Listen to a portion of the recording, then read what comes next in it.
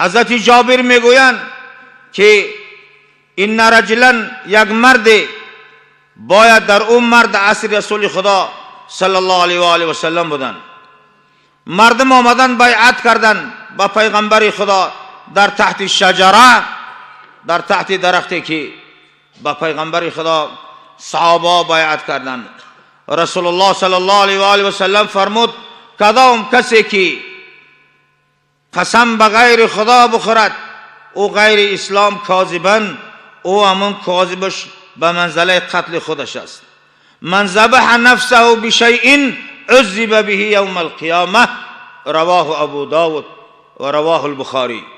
کسی در دنیا پیغمبر خدا در همون حالت بیعت که مردم بیعت رضوان کردن، به خدمت پیغمبر مال جان را فدا در اطاعت او عهد و پیمان نمودن، پیغمبر خدا فرمود کدام کسی که از شما به چی چیزی به کدام گونه خود را بکشد او بداند یقین که عذاب او در روز قیامت به همون چیز خواهد بود، به همون چیز خواهد بود. برای همین میگویند هر یک انسان بداند، میگویند در یک حالتی بودند که پیغمبر خدا حیات بود، در یک صف قتال مؤمنان با مشرکان در مقاتله و در جهاد بودند. فقتلوا، بسیار کشیش جنگ بین مسلمانان و غیر مسلمانان رفت. میگویند فلما مال رسول الله الى عسکری، پیغمبر خدا عسکرها را گو بگرده. آن مشرکان هم به سوی عسکرشان گذشتند. یک مرد نظر کردن، مردم دیدن رجلا لا یدعو لهم شاذ ولا فاذ الا اتبعها یضربها بسیفه. یک مرد، کدام مرد از مشرکین در یک گوشه مانده باشه همو را پیش کرد و میکشت با کارچش، با شمشیرش. وقتی که چنین بود فقالوا ما اجزع منا اليوم احدكم ما اجزع من فلانی، امروز هیچ کسی در میان ما مثل فلانی ثواب بسیار نگرفت که همه قرارن او در جهاد دوام دارد. پیغمبر خدا چی گفت؟ اما انه من اهل النار، او دوزخیه. گفت انا شما گوش کنید، پیغمبر خدا گفت او دوزخیه. همه صحابه حیران شدن که ما قراریم او در جهاد جان در کف او چخیل دوزخی باشه، همه ما را کشتن. این سخن پیغمبر، ایدهان پیغمبر، او از خواهش خودش نمیگه، بیهوده گم نمیزند. میگوین فقالو، پس گفتن اینا من اهل الجنه این کان هذا من اهل النار، اگر این دوزخی باشه کدوم ما دیگر جنتی مکن. گفتن برای همه جهاد مانده شدن، یردار شدن. این آلی هم دوام داره خودش تنها از دنب مشرکین. اگه اهل جنتی این نباشه کیه دیگه اهل جنتی؟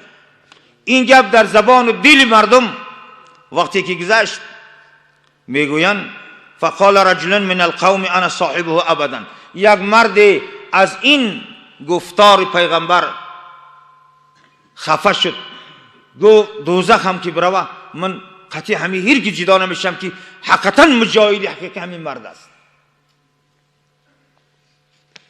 پیغمبر گفته بود که او ای جماعت جدا شده است و همون آدم های چکه چکه را بیچاره ها گرفتگی میکشه اهل ناره. اکنون دوام سخن پیغمبر را گوش کنید.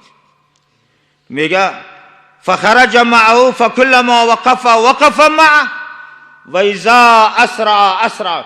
این مرد که گو قطیش ابدی جدا نمیشم، آن مرد شمشیر میگرفت میدوید، این هم قطیش میدوید، میشیش دم میگرفت و هم دم میگرفت. اخیری کار به همین درجه رسید که میگویند همون مرد در بدنش جراحت پیدا شد. انا جرح رجل جرحا شدیدا، یک مرد اوس زدش بدور، نیمی تنش جراحت ریخت. بچکا کرد؟ فاستعجل بسیفه بالارض و زبابه بین ثدیه تحامل على سیف فقتل نفسه.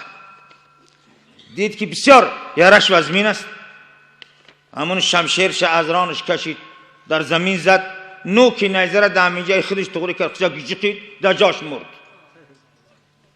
اما مرد در جاش مرد. این مردی که دایم قسم خور قطعی همه حرکت میکنم، این مرد چکا کرد؟ گشت پیش رسول الله آمد، فقال، سن پیغمبر را دید، آب دیدش برآمد، گفت اشهد انک رسول الله، اشهد انک رسول الله، گواهی میدهم که تو پیغمبری بر حقی، سخنهای تو همه حقا. پیغمبر حیران شد که این مرد چی میگوید؟ قال و ماذا، که این چی گپ است؟ چی میخواهی؟ گفت اما مردی را که گفتی از اهل نار، مردم بسیار این کلمه وزمین آمد، ناخوش آمد، من گفتم قطعی در طلب این میروم. این مرد جراحتناک شد، تا حال رم خداوند راضی نبوده، خودش به دست خودش کشت، دوزخ رفت. انا بفهمده معنای گپ را ای هموطن، هم برادر بفهم.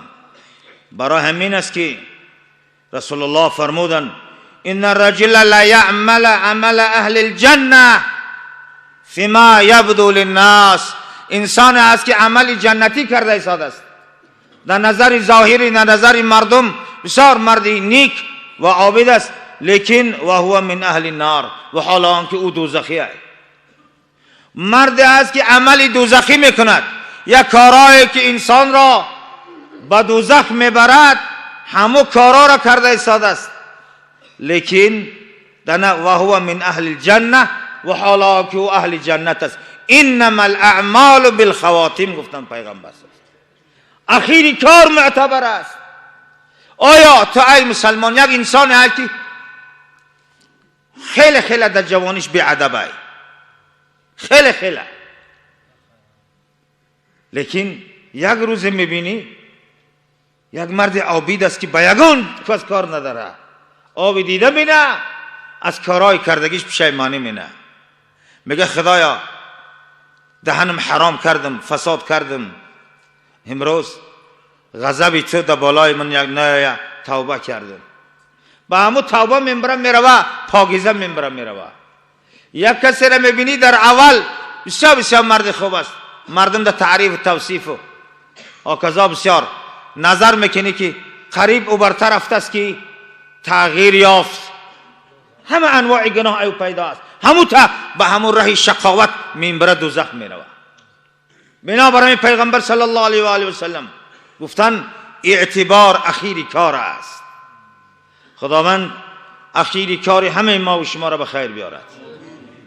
خدایا از این اعمال خودکشی و این فعل بدی، اخلاق غیر دینی، خداوند وطن ما را خدا نگه بدارد. حضرت جابر